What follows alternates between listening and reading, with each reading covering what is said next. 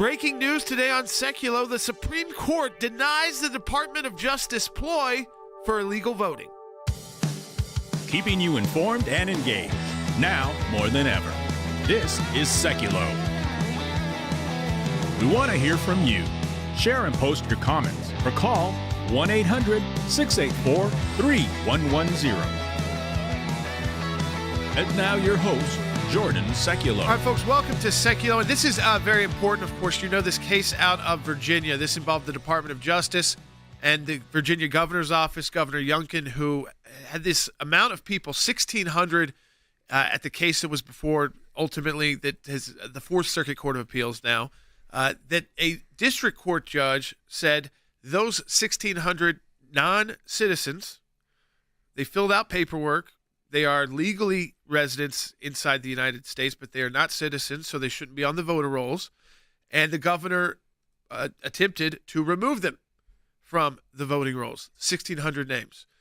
And the Department of Justice, which is kind of bizarre, you would think, why does the Department of Justice say we need to file a lawsuit to put 1,600 people on a voter roll who shouldn't be? They don't have a right to vote. They don't have citizenship.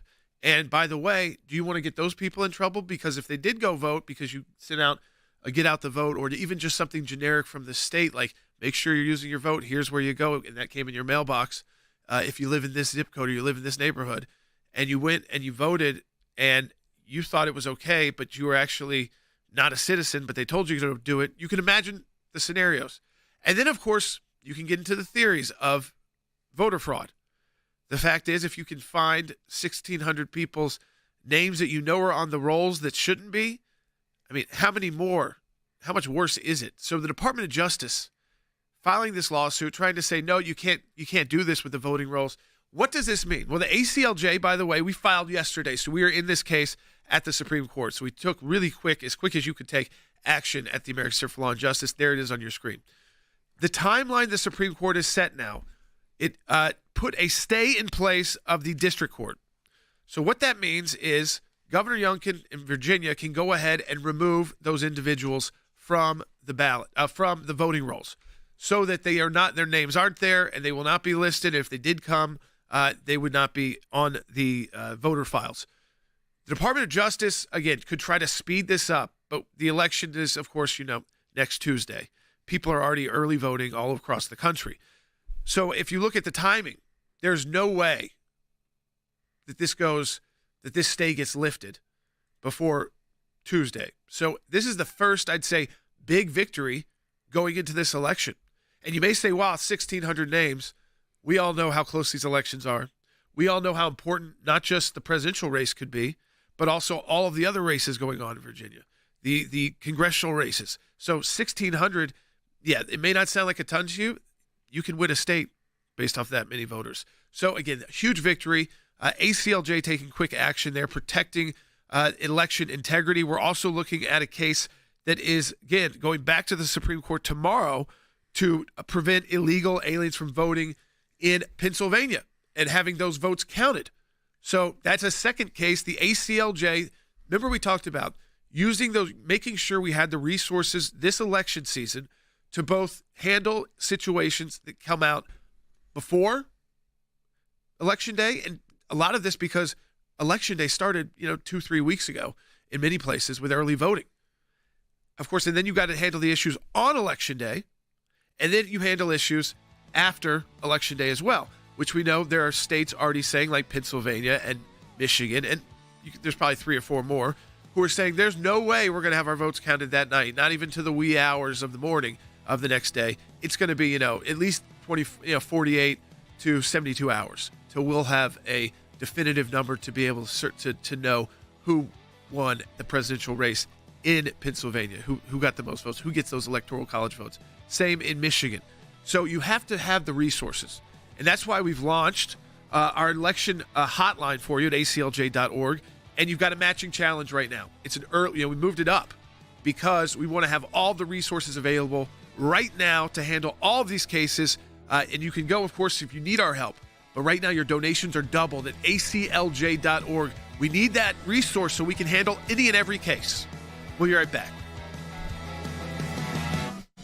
flurry of decisions and filings over the last 3 days as Virginia does legal battle with voter rights groups and the Department of Justice over a purge of 1,600 people from the state's voter rolls. On Friday, federal judge Patricia Giles, a President Joe Biden appointee, sided with the plaintiffs and ordered a temporary stop to the program and the re-registration of the 1,600 people. A federal judge is telling us take people who have self-identified as non-citizens, who, by the way, have presented documents that confirm they're non-citizens in the vast majority of the cases, and put them back on the voter rolls. It's beyond belief. The state appealed to the 4th U.S. Circuit Court of Appeals, and on Sunday, a 3-judge panel sided with the lower court.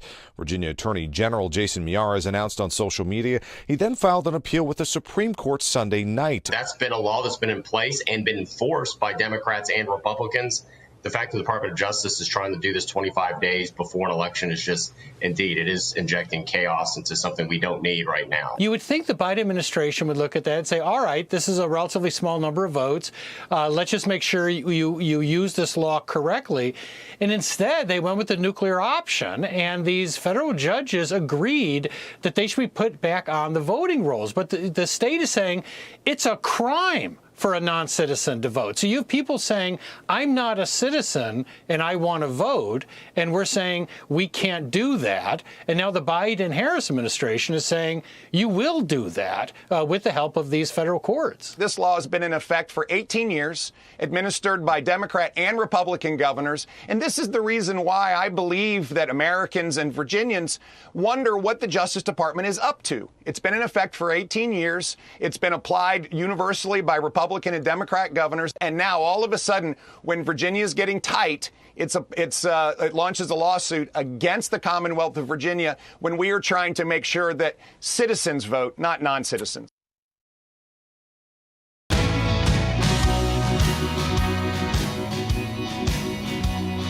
All right, welcome back to Sekulow. So you see the importance immediately of sticking on these cases. The ACLJ, I just want you to know, has filed in that case in Virginia. So we were at the Supreme Court. We got in. It was yesterday, and there's the filing from the Americans for Law and Justice. Then the court. Remember the court. We said the Chief Justice had asked for briefing. That was a good sign that they were taking something seriously to put in some kind of action. Obviously, they weren't going to hear everything on the merits. So they put that stay in place. Governor Youngkin can move forward in Virginia and remove the 1,600 non-citizens that were identified through a program there off the voter rolls. So there's no confusion. And again, you're protecting your own citizens, as he's doing, and the country from voter fraud. We have a similar situation in Pennsylvania. We'll give you more information on that. We are looking at filing there as well that would prevent illegal aliens from being able to vote. So that's a situation, again, where people who are non-citizens and should not be here. So you got a double there, which was even different than Virginia. So when we launched that election hotline, of course, at aclj.org/election hotline, if you have any questions, if you feel like you've got a legal issue, and it should be you, or if it's you heard it from somebody and they think they have it, you need to have them contact. That's the quickest way. So we can talk directly to the person who feels like they had an issue. Go to aclj.org/election hotline. The important part of what we're doing right now is taking the resources, launching this matching challenge early for, again, election integrity, and again, to make sure that when we have that final vote, that we are confident as Americans that there was a fair and free election with no fraud, that was any type of the fraud that could actually have turned the election one way or another. And your support matters because we have to be ready for any and every case that comes in. So we have a matching challenge right now. Double your impact at aclj.org. Whatever you donate, going directly to making sure between now and the election day on Tuesday, on election day, and remember, as I've said, and now it's being said by a lot of people, which is interesting, but I told you about it 2-3 weeks ago, was that I think the most dangerous time in America for this election is going to be if Donald Trump is declared the winner of an election. That's an if, because polls are tight, and actually swearing him in January and taking the oath. We know there's members of Congress. We know that they want to try and prevent him from being the next president, and they see the election as just one of the hurdles, and they've already got plans. So all those resources, we have to be ready to fight Like election day could be over after next week. You might even like the outcome. You might be really excited. But we have to be ready at the ACLJ as someone to protect your vote and who gets elected to really fight. And we're talking about more legal battles. We'll get there when we get there. Right now, you make sure you vote. And maybe you're like me. When you find out and people call you names like garbage, you're inclined to maybe have more people go vote and get more active because you realize the people using dangerous and violent language are the left.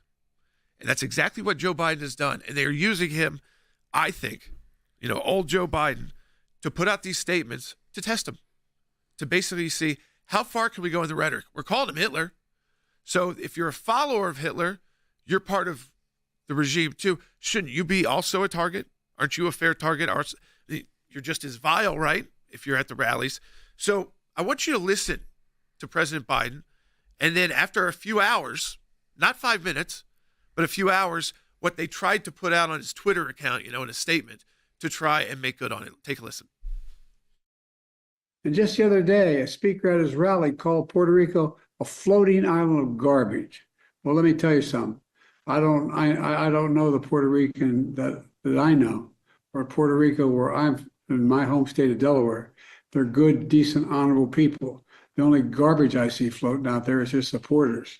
His demonization of things is unconscionable, and it's un-American. All right. To me, there is no way we are hearing that wrong. That's what the White House said. There are people, of course, came and said, of course, I don't agree with the fact that he said that all the Trump supporters are garbage. But we have a timeline here, and you also got to hear it for yourself. And he was not just talking about the comedian one. They decided to make an issue of the comedian and not be clear that all comedians say offensive things about lots of people, and that's why they're comedians. So the fact that they took a situation that may not have looked great for the Trump campaign, honestly, and they made it so damaging, Will, for the left. You've got Kamala Harris less than a week before an election having to come out and apologize for Joe Biden. That's right. So this call was with Voto Latino, and it was a specific Zoom call to outreach to the Latin community. And Biden's call started at 6:53 p.m.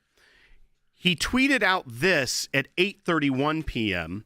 Earlier today, I referred to the hateful rhetoric about Puerto Rico spewed by Trump's supporter at his Madison Square Garden rally as garbage, which is the only word I can think of to describe it. His demonization of Latinos is unconscionable.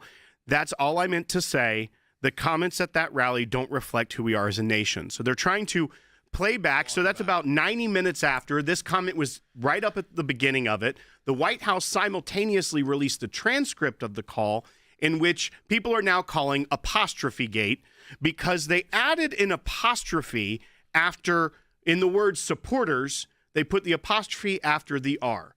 So trying to say that it is singular possessive talking about Tony Hinchcliffe. This is like a Soviet-style propaganda campaign run by the White House because even CNN was like, okay, you watch the clip. There is no way that what we just saw was a hard stop. He wasn't talking about one person. Well, and actually, the person he's referring to, if you really listen to the statement, and we can play it again, but listen for the second time through, is he says it over and over again, his rally. He's talking about Trump. A speaker at his rally called Puerto Rico a floating, island of garbage. And then he goes back through and says, he's talking about his home. Then he says, back to his supporters. Right. His demonization. Okay, how many times he literally, through stuttering it, said 3 times. The only his in that statement was Donald Trump. So the only supporters are voters of Donald Trump or people who are planning to vote for Donald Trump. They may have tried to find a creative way to say he didn't say what he actually said. But by the time they actually put that out, other people were already condemning him. I mean, the thing is, Will, you would hope, and Logan, the fact that you could get ahead of this in seconds if you thought this was real. If you had heard that the way everyone else heard it, the statement should have been real time. Well, it completely took the wind out of the sails of what was a moment where they were seizing on. When they were seizing on Tony Hinchcliffe, making comments that were like incendiary that people thought were too far. Even President Trump last night said it was too far. Like, I'm a fan of his, but I do think it's odd sometimes to put these comedians in these situations. You're taking a risk, and sometimes that risk doesn't pay off. However, all of that, maybe you'd say, good political will that came from his statement, gone for the Democrats immediately. after this statement, because instead of saying, hey, we're making a joke about a percentage or about Puerto Rico in general, which, again, you could find that joke offensive.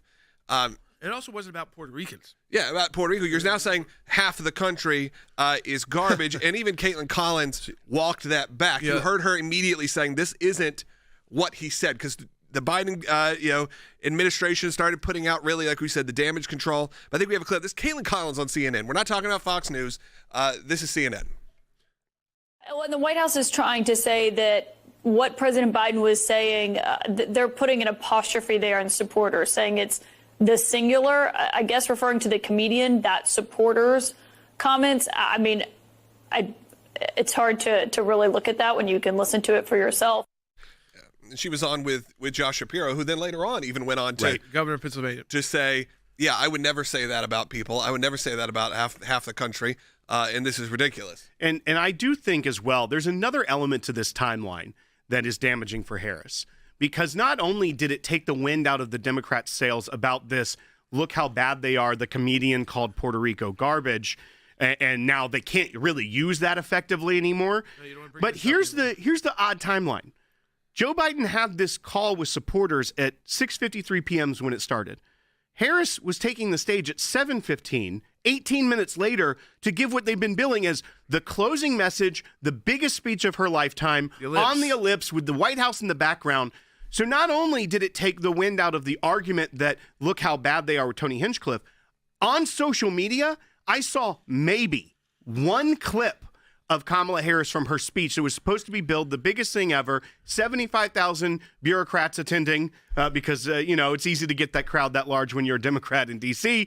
But no one is sharing her speech. Everyone is talking about I don't know if it's made it what much the sitting president I think I said. saw one picture of it. I didn't even know what happened. I didn't know what happened until you guys brought that up, because I was so focused on seeing the clips going back and forth from CNN and from President Biden. I saw nothing about this rally. When you told me he was doing it during a rally, I didn't even realize this was that rally, that this was the big one. I thought, I was like, okay, well, she's doing lots of events. I didn't realize he was interrupting this big moment.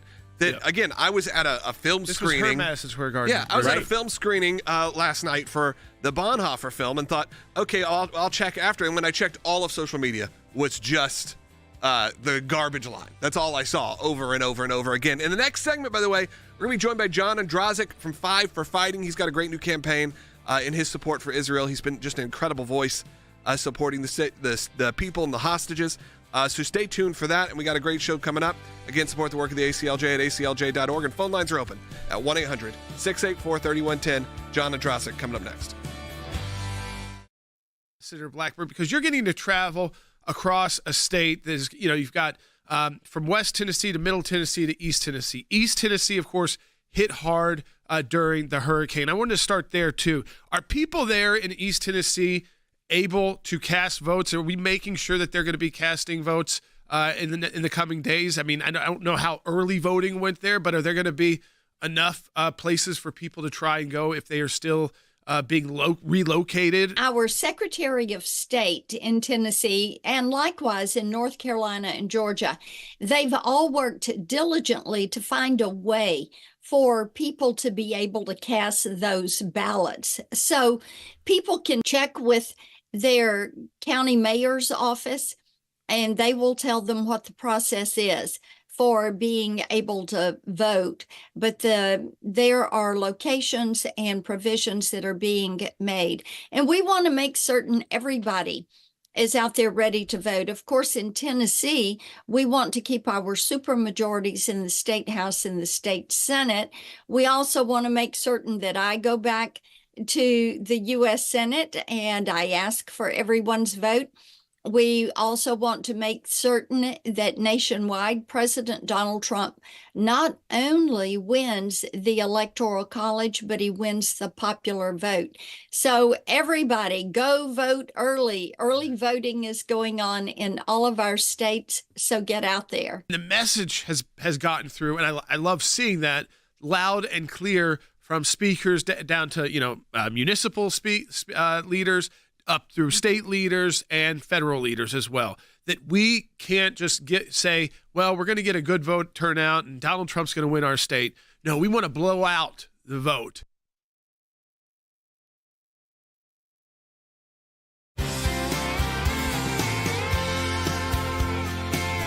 Welcome back to Sekulow. I'm excited to be joined by our friend John Andrasik from Fight for Fighting. John has been a consistent supporter of Israel, and he's been really out there loud for the last 13 months almost doing this. And John, you've been on the show a few times, but you've got a new campaign that's happening right now, and I definitely wanted to give our audience an opportunity to talk about what you're doing, a brand new song, and also this Yellow Ribbon campaign, because it is important.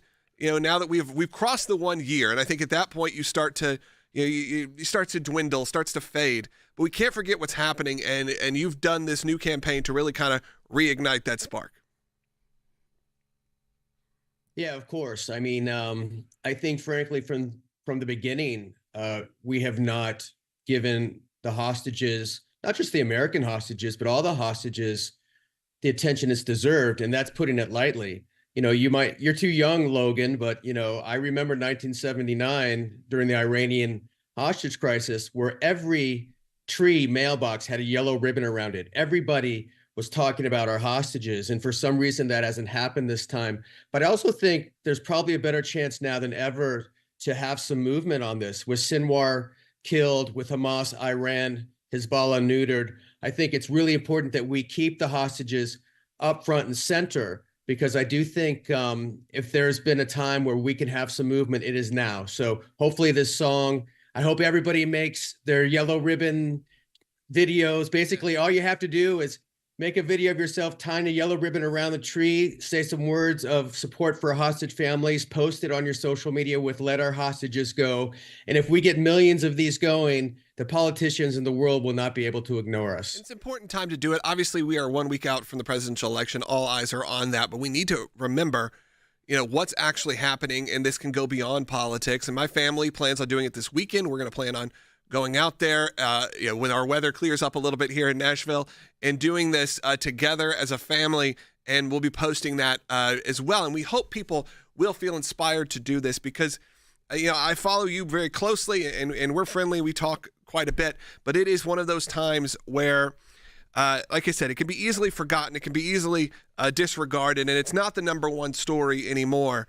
But we can't forget that it's happening. And I know that, it's been a year since you released your first song, and now to come back and remind people, it's just all that still is important. And I'm watching people's comments coming in. A lot of people want to get engaged with this. And it's just simple. You're just telling people to go online and make this video. It's not about supporting a political movement. It's not about supporting anything. It is just about the hostages.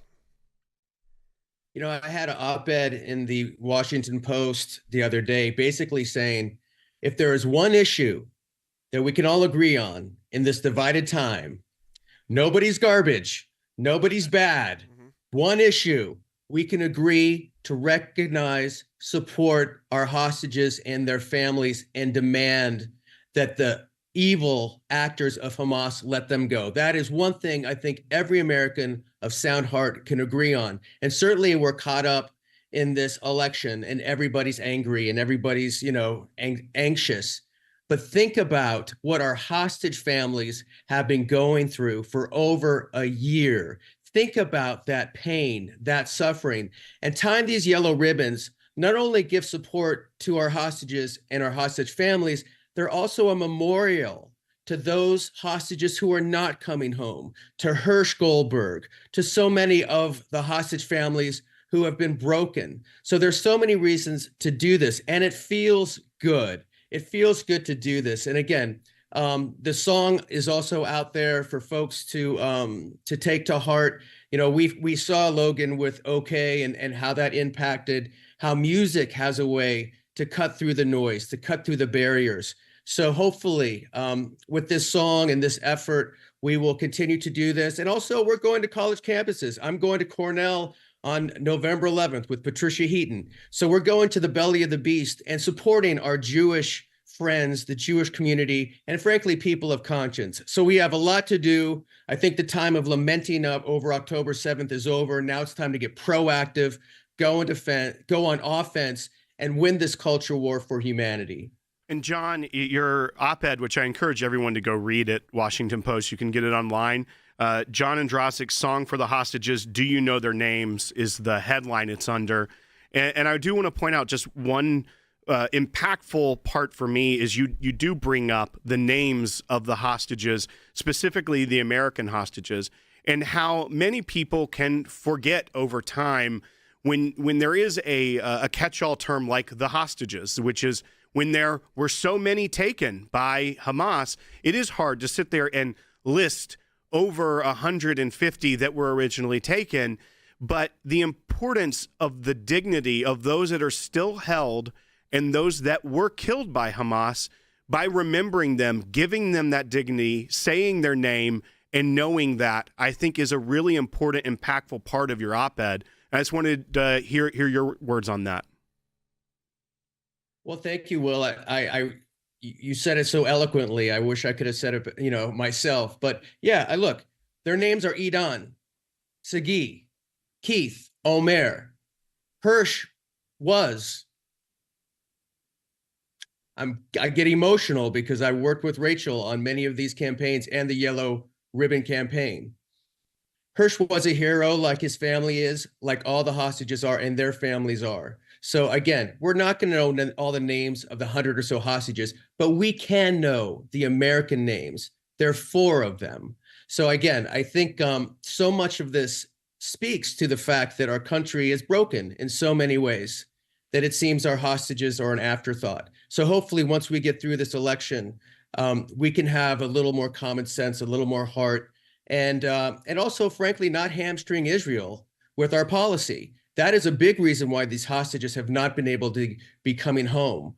When you have a hashtag of bring them home now, I get it, but that's putting the onus on Israel. Of course, Israel wants to bring them home now. If your kid gets kidnapped, do you say, police, bring them home now? It's like the whole world is upside down. So we should just recognize what's going on, support our hostage families. And if the world stood up today and said, release them or else, they would be home tomorrow.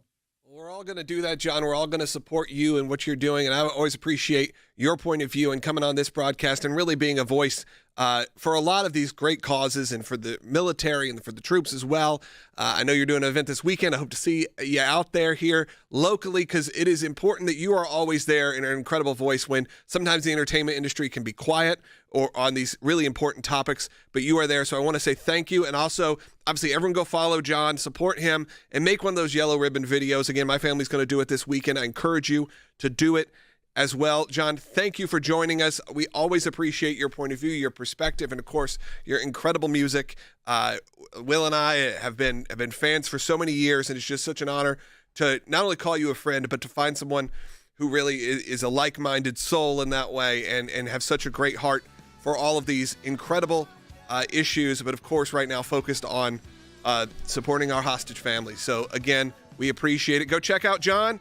Go support him. We do have a second half hour of this broadcast coming up. I want you to give us a call, 1-800-684-3110 if you want to be on the air, talk about any of the topics that you would like to today. Obviously, there's a lot in the news, as John said, whether that's what's going on in Israel, of course, those garbage comments, all of things happening. It's a chaotic time, but it is a time that we can react. So, John, we really appreciate you for coming on here, and we'll get you back on whenever you'd like. You have an open invite. Go to ACLJ.org also to support our work, and we'll be back again with a second half hour, packed second half hour coming up on Sekulow.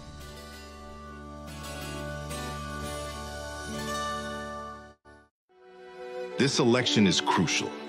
Your voting rights are under attack. The radical left wants to legalize what went wrong in 2020. Mail-in ballots, banning voter ID, and ballot harvesting, risking fraud. With Biden-Harris policy inviting illegal immigrants, fears of non-citizen voting rise. The ACLJ defends your right to vote. Our legal team is fighting in battleground states and filing lawsuits. We won the Trump ballot ban case at the Supreme Court and are ready to return if needed. Breaking news. The Supreme Court rules former President Trump back on the ballot. President Trump is going to remain on the ballot. Go to aclj.org/election hotline.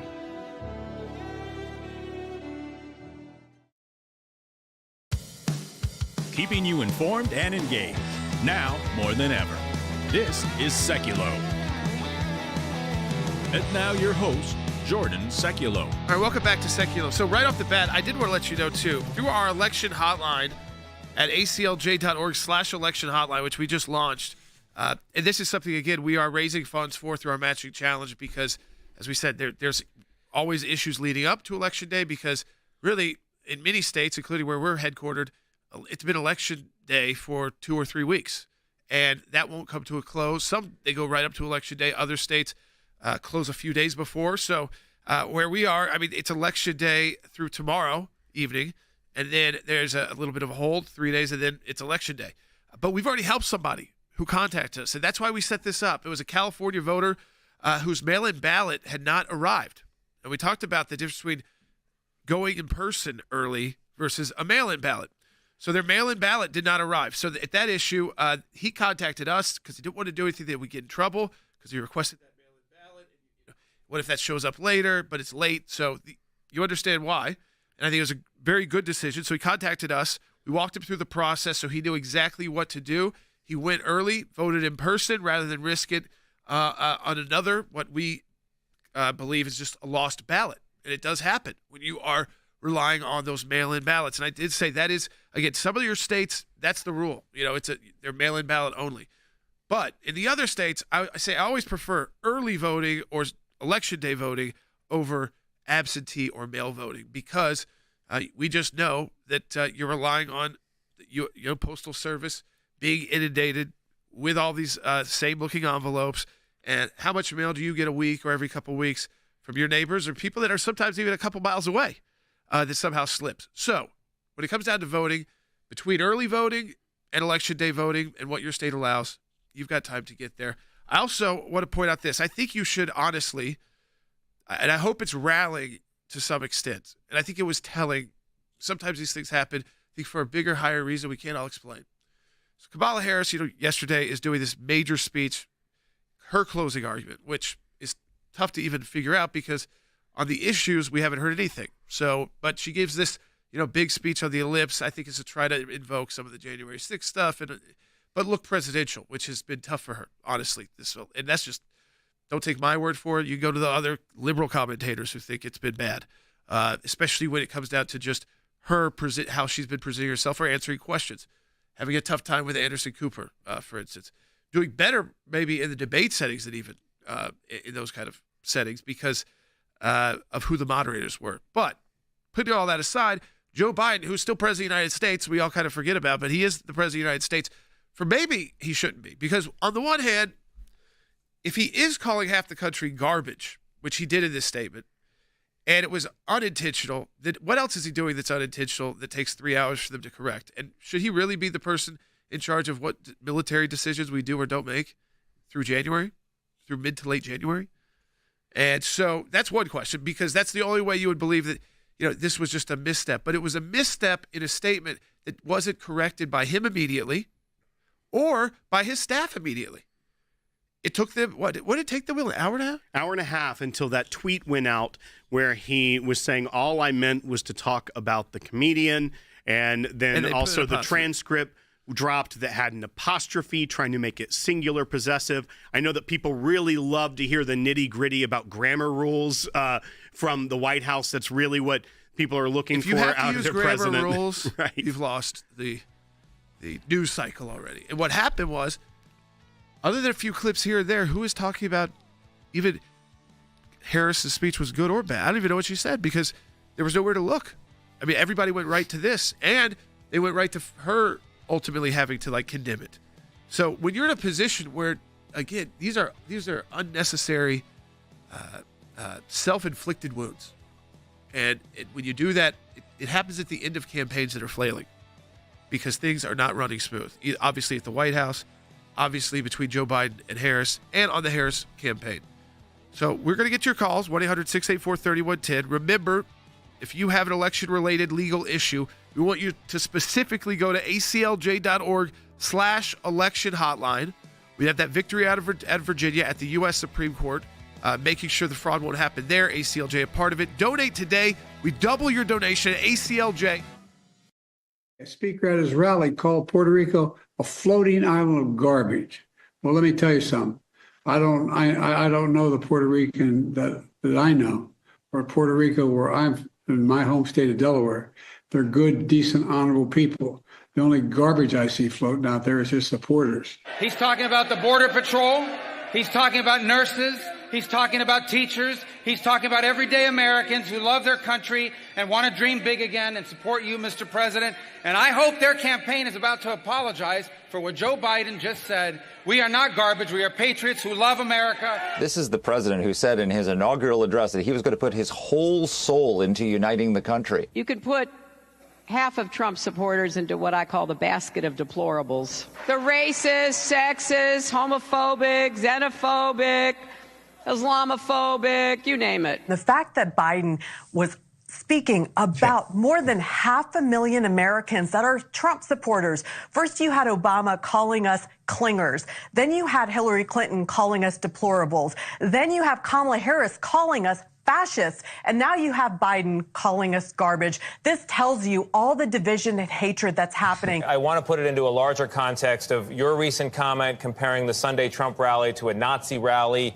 And I would also throw in there Obama's bitter clingers, guns and religion comment from a while back, the deplorable line from Hillary Clinton's campaign, and the way that Democrats are seen by some voters as disrespecting them. And I have to ask, does that undercut this closing message of unity from your campaign? No, certainly not. So all of this put together tells me that they have nothing positive to run on. She said last night that she was about unity. Right. We heard that from Joe Biden back in 2020, and he was the most divisive president, I think, in living memory.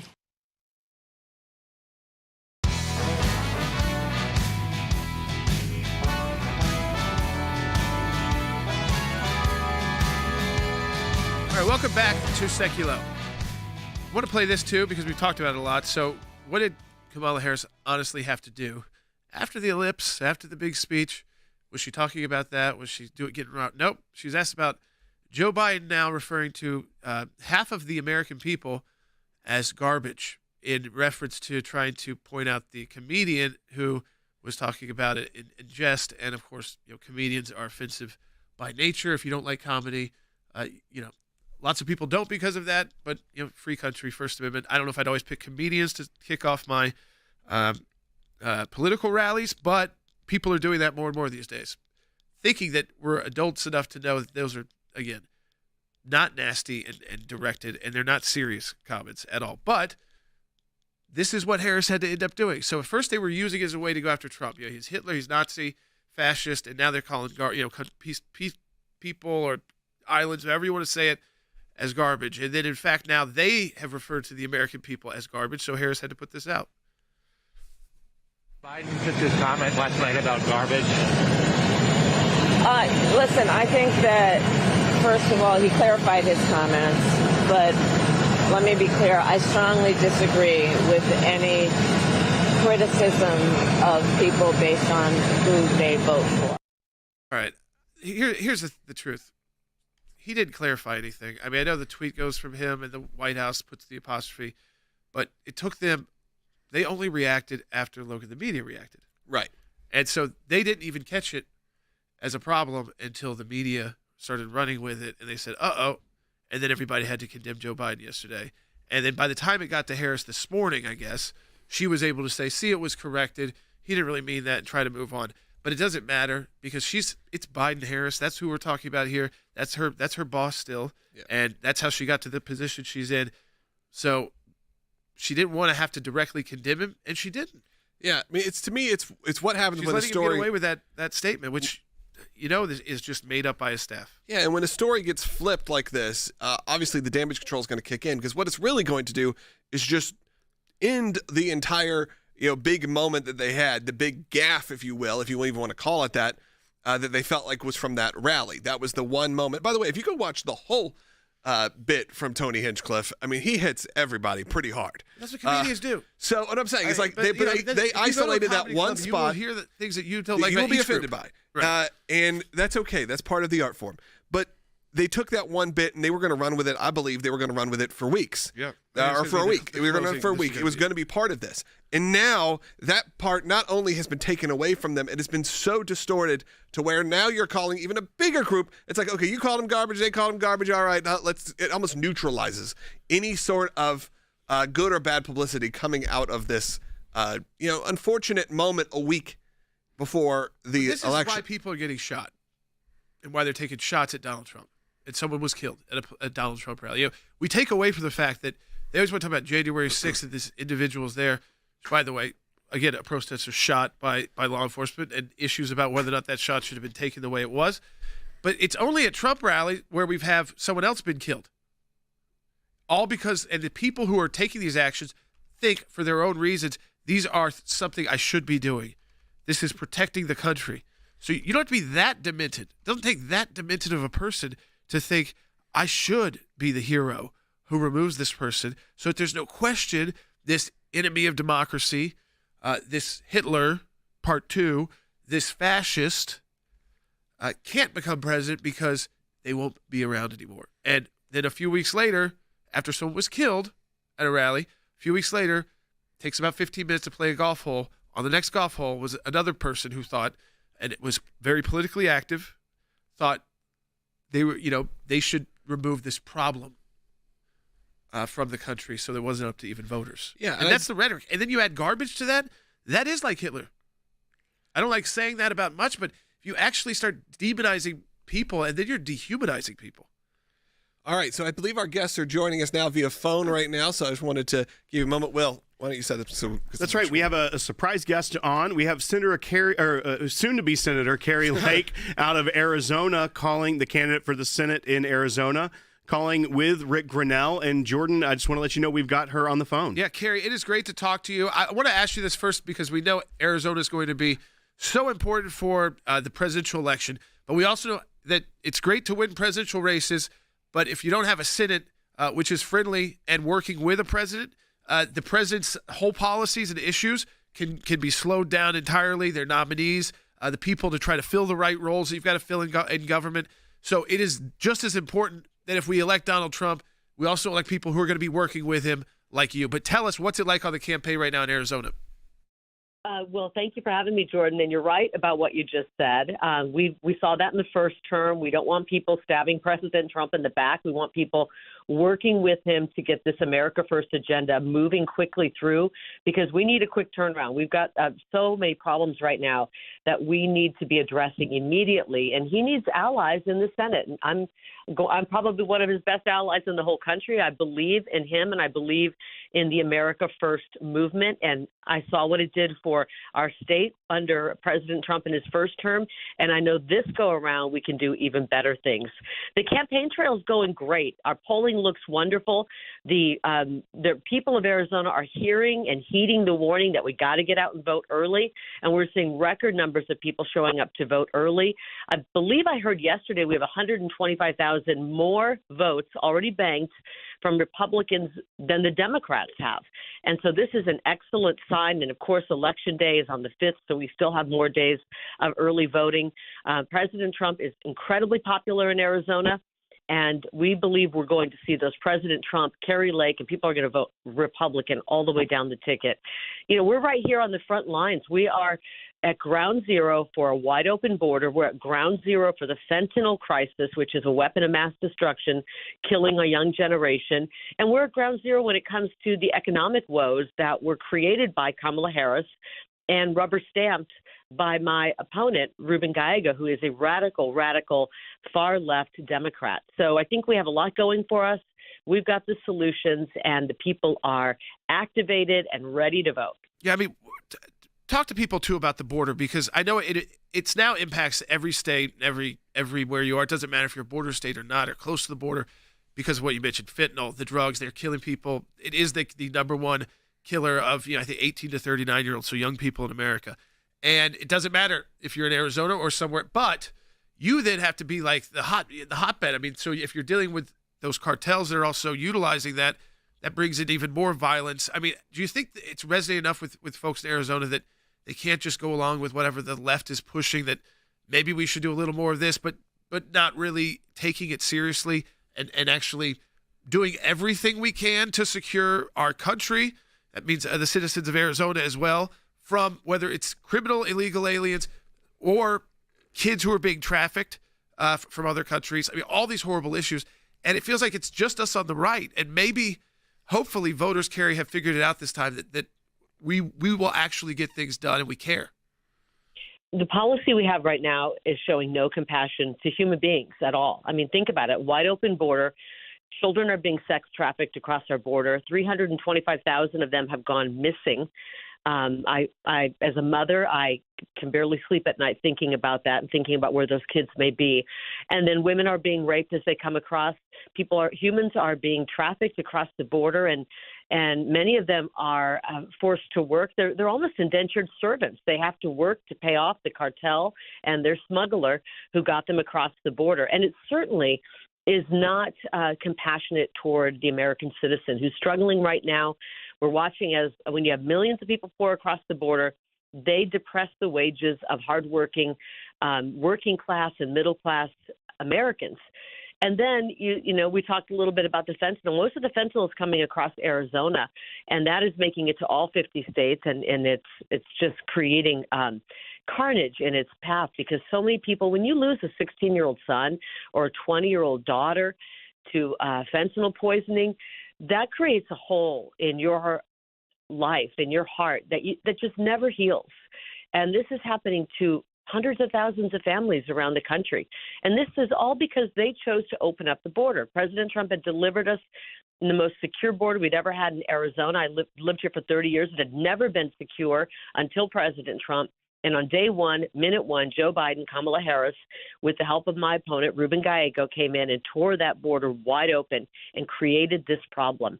I was just at the Yuma border a few days ago in an area where Border Patrol told me about 75 to 100 people are pouring across each night. The federal government, our government, has put up a sign in Spanish, and basically it says, we know you're here illegally, but take your cell phone and this QR code. This QR code will actually help you get settled, will help you get housing, job permit, everything you need to get settled. It's like the Expedia for people here illegally, and we're paying for that.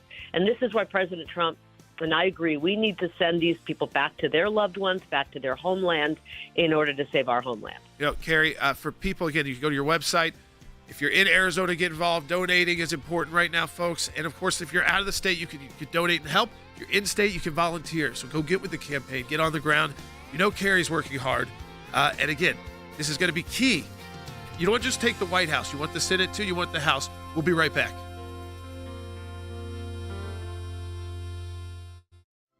It was April 29th, 2024, and I was in deep prayer late at night and, honestly, grieving. Personally, spiritually, reaching out for something to hold on to. God said He wanted me to announce a special that will showcase hope in Jesus and what can feel like extreme darkness in our country and the world.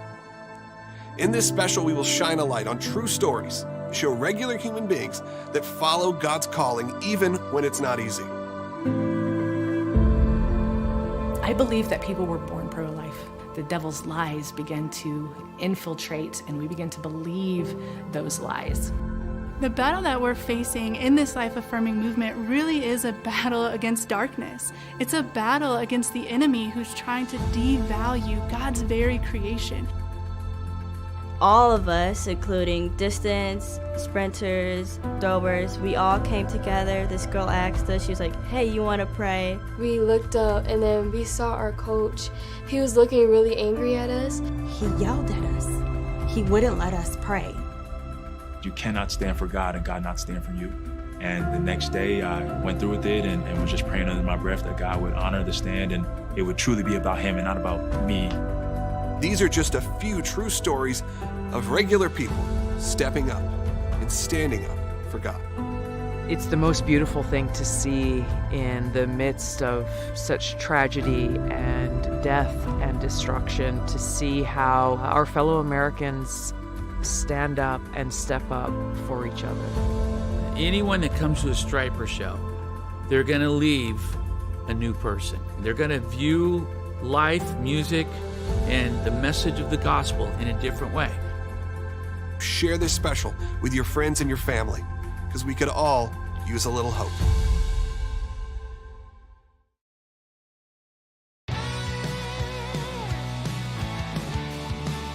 All right, welcome back to Sekulow. We're going to get phone calls now. So Kari Lake just joined us. That was cool. I love getting the updates, too, because these people who are on the ground who've been working hard. She's been working hard for 4 years in Arizona and getting to know people, getting to know the issues. It is kind of a ground zero, which says it's a ground zero. It really is, too. We talk so much about these immigration issues, and these are the folks that and communities that are dealing with it on the frontline side with not just the drugs, but the drugs, are killer in a way that the most dangerous to young people in our country who are not necessarily hardcore drug users that end up dead with this, but are people thinking they're taking a recreational, maybe illegal drug, but again, it kills you instantly. Oh, my wife went to an event last night, a fundraiser, and they had a mom come up and tell a story, and it was not a son who had issues. Out there taking took a half party. a pill, of something for they're in college, and people, and he passed away. So I mean, it's this ongoing, really big issue. Yes, and again, the issue starts with a porous border, because if you steal that up, it's a lot harder to get in. They have to spend a lot more money and resources to get those kind of deadly pills through, because the other ports of entry are a lot more secure. And if you didn't have to worry so much about this giant border, it would all be kind of funneling through places easier to monitor. But the left hasn't taken it seriously. Harris still won't even give clear answers on that. So I do want to take phone calls, 1-800-684-3110. Yeah. The most wild part of campaign season is now. It always is, and I think we're seeing it. Absolutely. Let's go to Rob. You've been to hold Rob for like 50 minutes, but I have to say he's an ACLJ champion, which is awesome. That means you get priority treatment just today. It has been a wild day with so many guests, but Rob, you're first up. Yes, can you hear me? We can. Go ahead. I have a suggestion. The old saying, one person's trash is another person's treasure. Yeah, of course, yeah. Well, I suggest that President Trump pick an ambassador from each state that has dealt with landfill, garbage, or even refuge, taking care of the refuge in this world, in this community, in the United States, and line them up and give them an American flag and salute them for their service. Well, I think, listen, everybody doing those kind of jobs in America, this is a country where you're taught that people, it doesn't matter what kind of job they do, it's all important, and that you're supposed to be just as nice to the guy getting your garbage as you are to your financial advisor. We made a movie about Jingle Smells, our Christmas movie, which, by the way, just a quick plug, available now on the Roku channel. It will be available throughout a lot of new services this Christmas. Also available on Rumble and all that. It sits in the country too. And I think it's happened with everybody going to college and the debt. That a blue collar path is a bad path always, even though they can be much more high paying jobs. You don't end up in debt, and you're actually oftentimes people in those jobs and fields are doing something they enjoy. They would rather not be at a desk all day. They'd rather be working with their hands. And yet we've kind of made that as that's really it's an immigrant job or someone who's new to the country job, but it's not a job American. So instead, go take on debt to go to school that you don't even want, but that makes you feel like your parents feel like they got to send you and that you've got to go regardless. Yeah. And now that's not enough. You have to have a master's, and then that won't be enough because you're competing with robots. Yeah, look, that's true. We're getting a lot of love for Jingle Smells, which I appreciate in the comments. So thank you all for who watched it last year. And again, it'll be available on lots of new platforms. We're going to start promoting that next week as we head into the Christmas season. However, I did want to also take this moment to tell you about a brand new special. If you're looking for a moment of hope and really about an hour and 45 minutes of just incredible stories of, like what Jordan said, regular Americans who are just doing God's work in many different fields, whether that is on the NBA court or whether that is in a pro-life pregnancy center, on the music stage, or having relief efforts for the hurricane. There are so many great stories in this and great moments of reflection and prayer.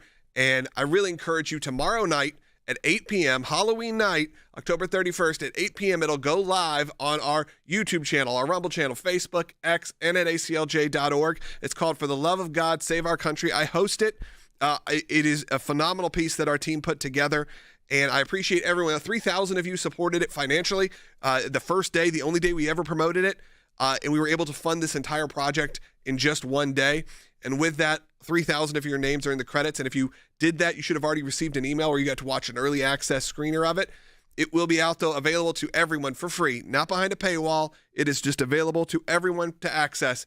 Again, tomorrow night at 8 p.m. Eastern time, then work your way back. There'll be like a premiere video that'll go up, and then it'll be available from then on out as well. But it's an incredible experience to sit through and watch these amazing stories and hopefully give you a lot of hope. It is not political in its specifics. Obviously, we're talking about life, and we're talking about standing up for your faith and your beliefs.